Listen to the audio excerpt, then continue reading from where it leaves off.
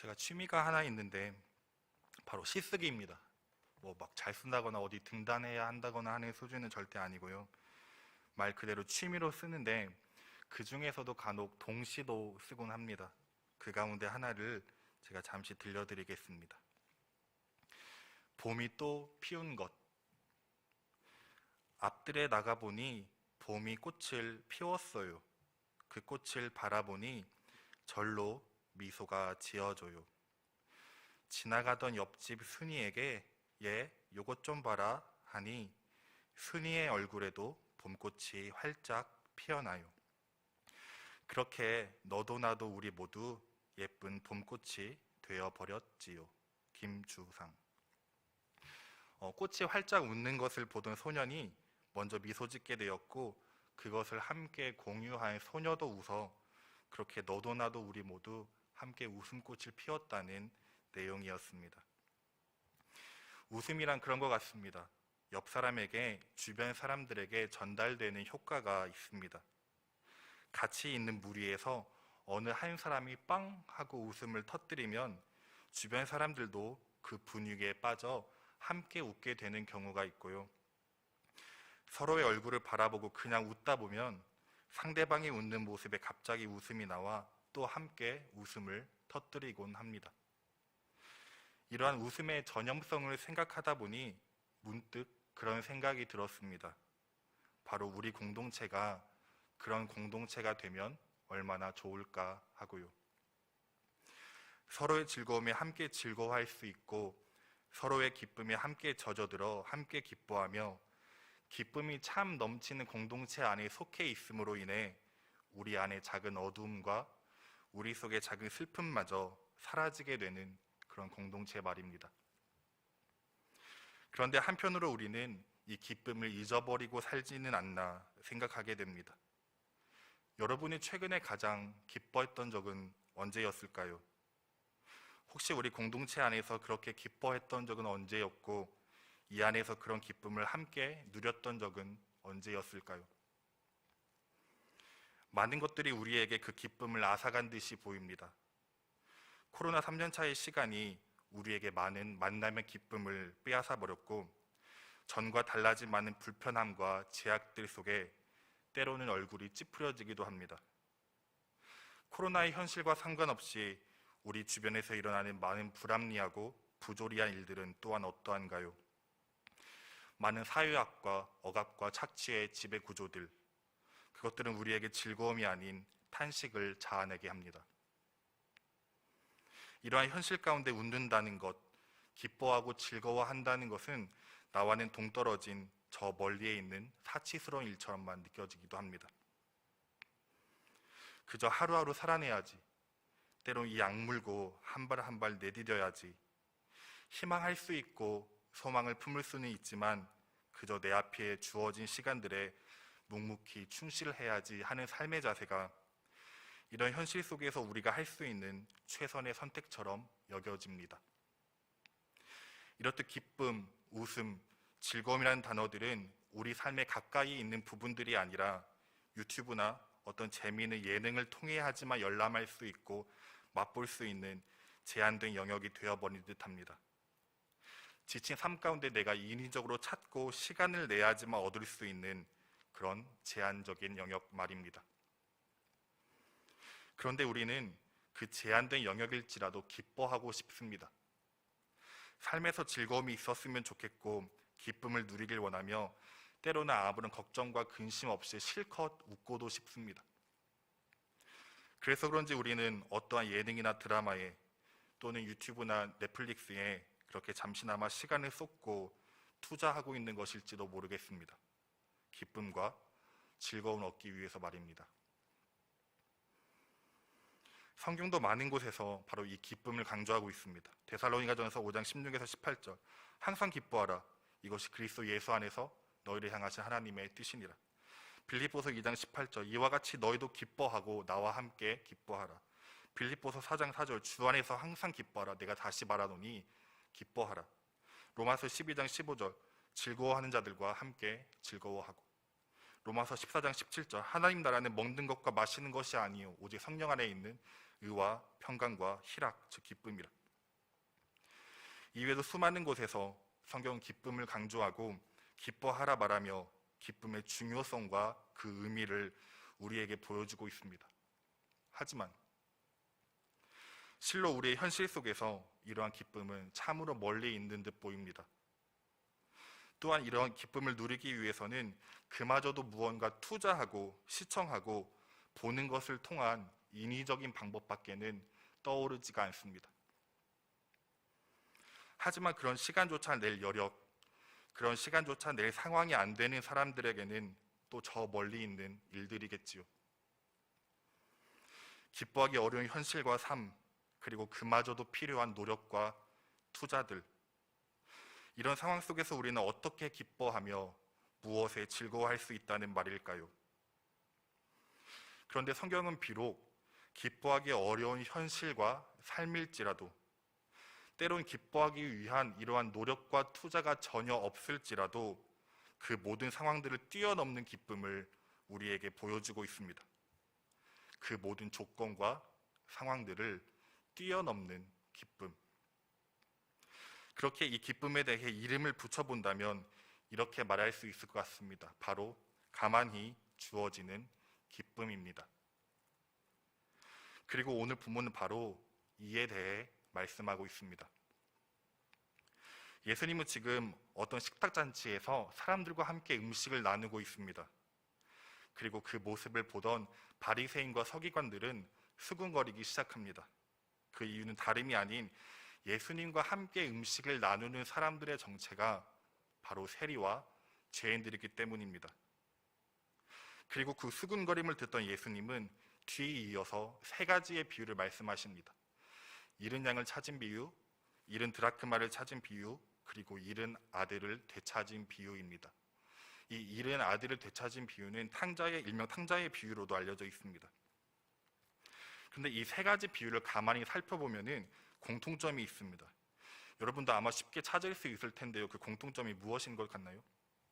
잃은 양을 찾은 비유, 잃은 드라크마를 찾은 비유, 잃은 아들을 되찾은 비유. 네, 아마 쉽게 그 공통점을 발견해낼 수 있듯이 그것은 바로 잃은 것을 찾았다입니다. 찾았다는 것은 잃어버린 것, 없어진 것, 원래 있었던 것, 원래 함께 했던 것을 다시 만났다는 것, 다시 얻었다는 것, 다시 회복했다는 것을 말합니다. 그것이 바로 찾음의 의미이죠. 또한 이 세 가지 비유의 내용에서도 그 공통점이 있는데 그것은 바로 찾음 후에 오는 기쁨을 말씀하고 있습니다. 찾음 후에 뒤따라오는 기쁨.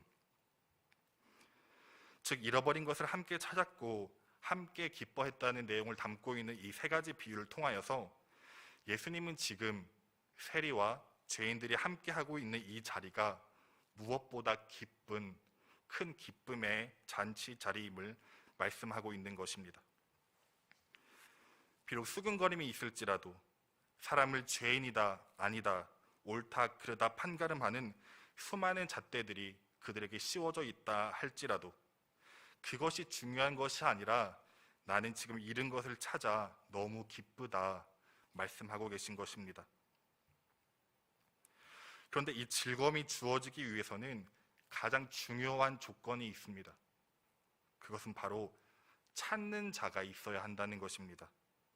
이 찾는 자가 없으면 잃어버림은 단지 잃어버림으로 끝이 납니다. 찾는 자가 거기 언제나 그렇게 함께 있었기 때문에 잃어버린 것을 찾을 수 있는 것입니다. 그리고 예수님은 이 비유들을 통하여서 바로 자신이 그 찾는 자임을 또한 말씀하고 계신 것입니다. 그렇게 한편으로 세리와 죄인들이란 다른 말로 아무도 찾는 자들이 없는 존재였다 말할 수 있습니다. 그들은 오직 예수 그리스도 외에 찾는 자들이 없는 사람들이었습니다. 예수 그리스도만이 유일하게 그들을 찾으셨던 분이었습니다. 그런데 오늘 본문의 비유와 그 다음 비유를 보면 찾는 자도 그냥 찾는 자가 아닙니다. 바로 간절히 찾습니다. 잃은 것을 찾아내기까지 바로 간절히 찾으시는 분이 예수님, 바로 자신이라 말씀하신 것입니다. 그런데 이러한 모습에서 예수님께서 불리워 왔던 수많은 호칭들이 생각났습니다. 성경에는 예수님에 대한 많은 호칭이 등장합니다. 혹시 생각나는 게 있으신가요? 나사렛 예수, 갈릴리 사람 예수, 랍비 또는 선생님이 있고요. 우리도 많이 부르는 그리스도 예수와 도마가 고백한 나의 주, 나의 하나님도 있습니다. 그 많은 호칭 중에서 참으로 사람 냄새 나는 호칭, 제가 또 좋아하는 호칭이 하나 있습니다. 이 호칭은 마태복음과 누가복음에만 나오는 호칭인데요. 그것은 바로 먹기를 탐하고 마시기를 즐겨하는 세리와 죄인의 친구입니다. 먹기를 탐하고 마시기를 즐겨하는 세리와 죄인의 친구. 이는 사실 칭찬이 아니라 예수님을 적대하던 사람들이 예수님을 가리켜 비난하고 조롱하는 말이었습니다. 그래서 다른 번역본에는 먹보요, 술꾼이라고도 나곤 하는데, 이도 우리말로는 점잖게 번역한 느낌이 나지만 실로 그 원어를 보면 정말 마구 먹어댄다는 대식가와 술고래라고 하는 의미가 담겨져 있습니다. 그런데 한편 생각해보면 세리와 죄인들, 그들과 함께 얼마나 즐겁게 어울리고 먹고 마셨으면 이런 말이 붙은 것인지, 그 모습을 상상해보면 그들과 전혀 벽이 없던, 말 그대로 그들과 허물 없이 친구가 되셨던 참으로 사람 냄새 나는 예수님의 모습이 그려집니다. 그리고 오늘 본문에서 펼쳐졌던 모습도 아마 그런 모습이 아니었을지 생각해 봅니다. 찾는 자가 없는 사람들이 있습니다. 그 누구도 받아주려 하지 않고 받으려 하지도 않습니다. 그러니 당연히 찾는 자가 없이 된 사람들입니다. 그러나 그런 자를 찾아온 사람이 있습니다. 그리고 찾았을 뿐만 아니라 찾았다며 누구보다 기뻐합니다. 즐거워합니다. 더욱이 함께 먹고 함께 마십니다. 무엇 하나 묻지 않습니다. 왜 그랬냐고 하지도 않습니다. 이유가 없습니다. 그 모습을 보고 다른 이들은 불편함을 느끼곤 하지만 그래도 괜찮습니다. 찾은 이가 누구보다 기뻐하기 때문이죠. 그러다 보니 그 기쁨은 온 식탁 가득 퍼집니다. 기쁨이 가득 넘치는 식탁, 기쁨이 가득 넘치는 나눔과 교제로 계속해서 이어집니다. 그런데 거기서 끝이 아니라 또 신비로운 일들이 그 안에서 발생합니다. 오늘 본문에는 기록되어 있지 않지만 예수님이 찾아가신 다른 식탁들을 보면 충분히 알 수 있는 유추 가능한 내용입니다. 대표적인 것이 바로 역시나 세리였던 마태의 이야기입니다. 동일하게 예수님은 세리였던 마태에게 찾아오시더니 나를 따르라 말씀하셨습니다. 그는 아무것도 묻지 않고 곧 그 자리를 떠나 자신을 찾아오신 예수님을 일어나 따라 나섭니다. 자신의 모든 것을 버리고 말이죠. 참 놀라운 신비죠. 또 다른 장면은 마찬가지로 또 다른 세리였던 삭개오의 이야기입니다. 삭개오는 자신의 집에 예수님이 오셨다는 것에 너무나 기뻐합니다. 역시 또 큰 잔치가 벌어집니다. 그리고 그것이 역시 끝이 아닙니다. 갑자기 삭개오는 자기 재산의 절반을 팔아 가난한 자들에게 나눠주겠으며 혹여나 만일 누구의 것을 속여 빼앗는다면 그것의 4배나 갚겠다 말합니다. 정말 놀라운 일이 펼쳐진 것이죠. 그 고백을 본 주변 사람들은 또한 어떠했을까요? 다 함께 이 놀라움에 기뻐하고 함께 즐거워했을 것입니다. 그리고 삭개오의 이 고백을 들은 예수님의 마지막 말씀도 역시나 동일합니다. 누가복음 19장 10절입니다. 인자가 온 것은 잃어버린 자를 찾아 구원하려 함이니라. 이렇듯 찾는 자가 있습니다. 그 찾는 자로 인해 아무도 찾지 않는 자들이 바로 구원의 기쁨을 누리고 그뿐만이 아니라 그 주변에까지 이 기쁨이 흘러가게 된 것입니다. 그런데 때로는 우리의 모습이 바로 이 아무도 찾는 이가 없는 자처럼 느껴질 때가 있는 것 같습니다. 아무도 찾는 이가 없는 바로 나. 참 외로움이 만연하고 빈번한 시대이죠. 가만히 있는 나를 찾아와 친구가 되어주려 하는 사람, 때론 먼저 나의 아픔과 힘듦에 공유하며 말을 건네주는 사람, 때론 정말 놀고 싶고 기분 전환하고 싶은데 먼저 그러하겠냐 말해주는 사람이 많아 보이지 않는 현실입니다. 어린 시절엔 그런 사람들이 참 많이 있었던 것 같은데 시간이 흘러 각자의 삶에 있어서 그런지 또는 각자의 삶에 치이다 보니 그런 사람들의 발길이 끊긴 것은 아닌가 생각도 해봅니다. 그런데 이런 우리의 모습 속에 오늘 본문은 분명하게 말씀해 주고 있습니다. 그 찾는 자가 없는 사람을, 때로는 현실에 앉아 있고 세관이라고 하는 직업 속에 앉아 있고 판단에 난도질 당하고 불의로 나눠지는 세상에, 또한 나이가 들수록 이상하게 끼리끼리로만 나뉘어가는 세상에 그것에 상관하지 않고 그런 것에 전혀 연연하지 않으며 그저 찾아오는 분이 계시다는 것을요. 바로 예수 그리스도, 우리를 찾으시는 분의 이름입니다. 그렇게 이 기쁨은 가만히 주어지는 기쁨입니다. 예수 그리스도는 어제나 오늘이나 영원토록 동일하시며 그 사랑과 은혜를 영원한 햇살처럼 우리를 향해 비추고 계시기 때문입니다. 영원한 햇살처럼 우리를 찾아오시고 우리를 향해 비추고 계시는 하나님의 그 은혜와 사랑, 이것을 신학적으로는 예정론이라고 말합니다. 예정론이라고 하는 중요한 교리가 있습니다. 몰트만이라고 하는 한 신학자는 이 교리를 발전시켜 그 핵심을 설명했는데, 예정론이란 즉 선행하는 하나님의 은총을 설명하기 위한 교리라 말했습니다. 선행하는 하나님의 은총, 즉 언제나 영원 전부터 바로 거기 항상 먼저 있었던 선행하는 하나님의 은총을 설명하기 위한 교리라는 것입니다. 그래도 이 말이 약간 어려울 수도 있지만 제가 신학교 시절 한 은퇴하신 교수님께서는 이 선행하는 하나님의 은총에 대한 예정론을 아주 쉽고 재미있는 이야기를 통해 들려주신 적이 있으셨습니다. 이해를 돕기 위해 잠시 그 이야기를 들려드리자면 이렇습니다.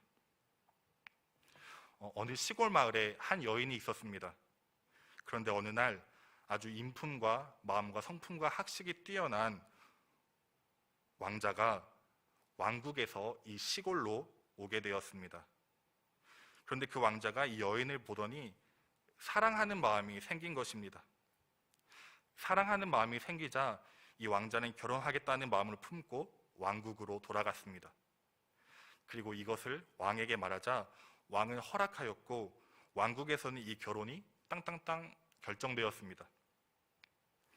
그래서 다시 왕자는 시골에 내려와서 이 여인을 만나고 짜잔 프로포즈를 했습니다. 이때 여인은 어떤 반응을 보였을까요? 반응은 둘 중에 하나일 것입니다. 바로 예 또는 아니오입니다. 이 여인에게는 예 할 수 있는 자유와 아니오 할 수 있는 자유가 있습니다. 둘 다 이 여인이 가지고 있는 자유입니다. 그렇다면 이 여인은 어떻게 대답했을까요? 네, 바로 아니오였습니다. 갑자기 생뚱맞게 잘 알지도 못하는 사람에게 그런 고백을 받으니 당연히 그럴 수밖에 없겠죠.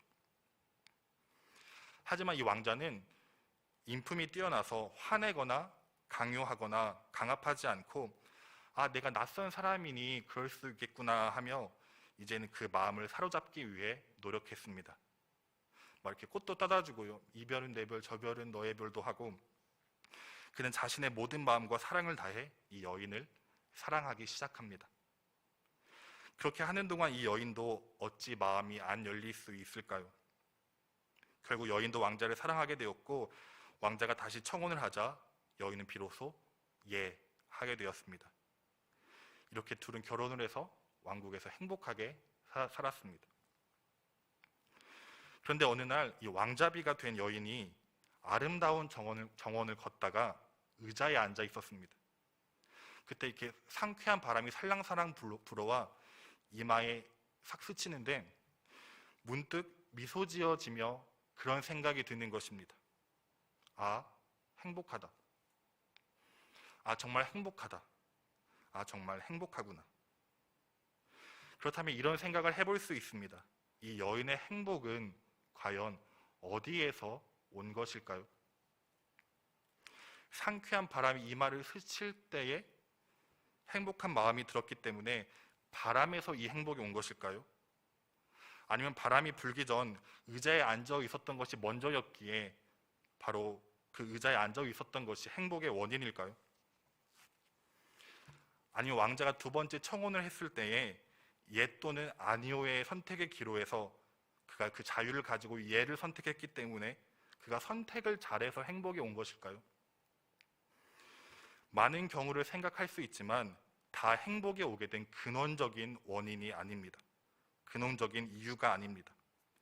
이 행복은 바로 왕국에서 내렸던 결정과 처음 왕자가 여인을 보고 사랑했던 그 변하지 않는 사랑 때문이었습니다. 그 선행하는 사랑이 먼저 거기에 변하지 않고 굳게 있었기 때문에 처음 거절했다 할지라도 끝내 이 사랑의 결실이 맺어질 수 있었고 이 여인에게도 큰 행복이 찾아올 수 있었던 것입니다. 바로 이것이 영원 전부터 예정되어 있었던 하나님의 선행하는 사랑과 그 은총을 나타내는 예정교리입니다. 바울은 그렇게 이 예수 그리스도의 선행하는 사랑을 이렇게 고백하기도 했습니다. 로마서 8장 38에서 39절입니다. 사망이나 생명이나 천사들이나 권세자들이나 현재일이나 장래일이나 능력이나 높음이나 깊음이나 다른 어떤 피조물이라도 우리를 우리 주 그리스도 예수 안에 있는 하나님의 사랑에서 끊을 수 없으리라. 아멘. 영원전부터 하나님의 은총은 우리를 향해 비춰오고 있기에 이 세상 그 모든 피조된 것들, 심지어 죽음과 그 모든 시간들조차 우리 주 그리스도 예수 안에 있는 하나님의 사랑에서 끊을 수 없다는 말씀입니다. 영원전부터 비춰오는 그 은총의 햇살은 언제나 우리를 향해 비춰오고 우리를 찾아옵니다. 여러분을 찾아옵니다. 우리가 어디에 있든 무엇을 하든 어떤 상황과 환경 가운데 처해 있든 우리를 찾아옵니다. 아무도 찾는 자가 없다고 여겨지는 우리였지만 돌이켜 생각해보니 언제나 주님은 거기에 계셨습니다. 우리 위에, 우리 옆에, 우리 안에, 우리와 함께 그렇게 계셨습니다.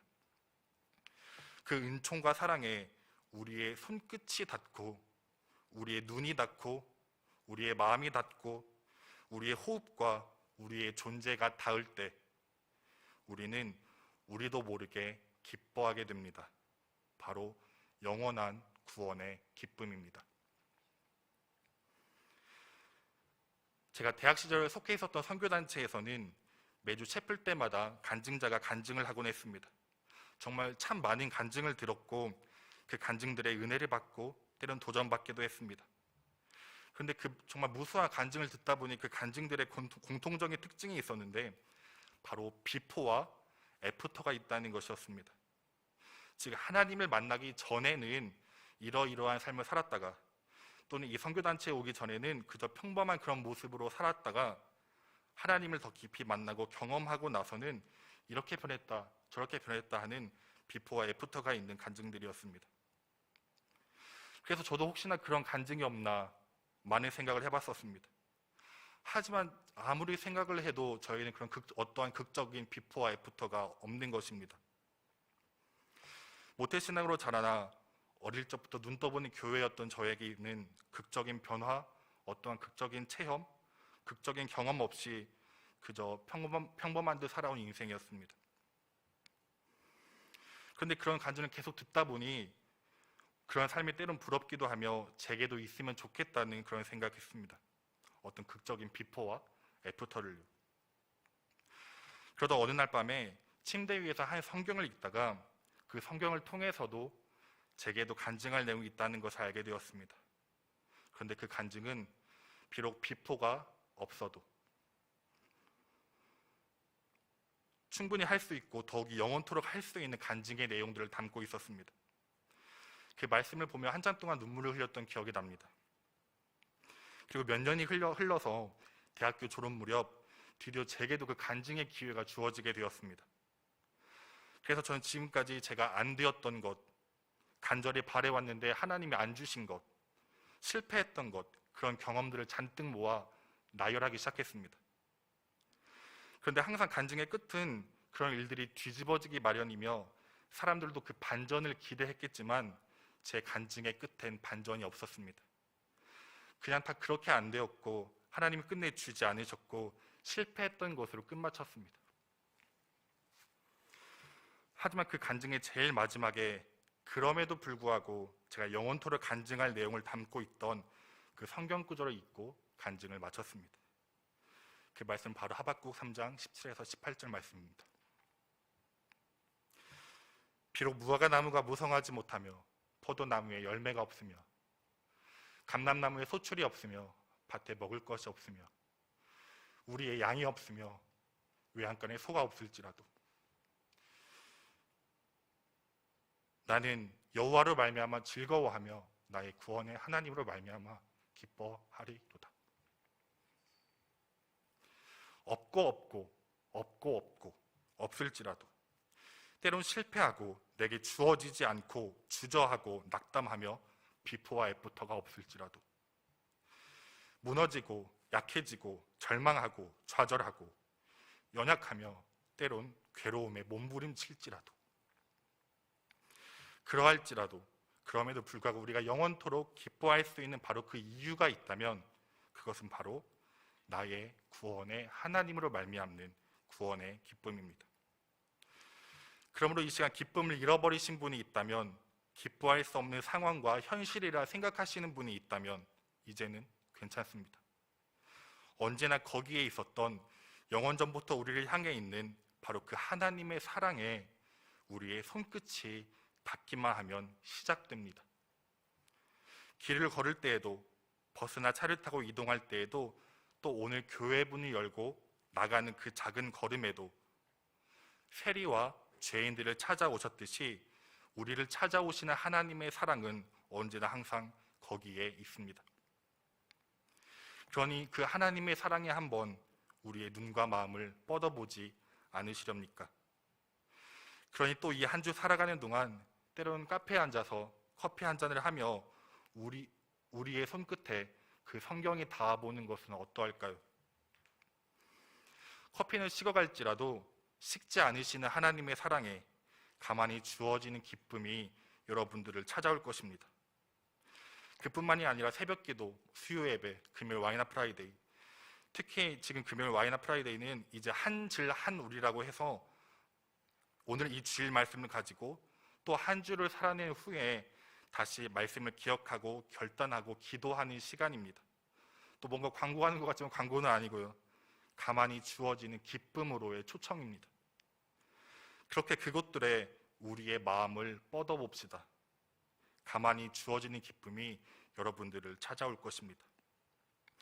그렇게 너도 나도 우리 모두 예쁜 웃음과 한 송이를 활짝 피워낼 수 있는, 그리고 그 웃음을 주변에 전할 수 있는 그런 한 주 되길, 그런 우리 높은 뜻 정의교회 청년 여러분 되길 간절히 소망합니다.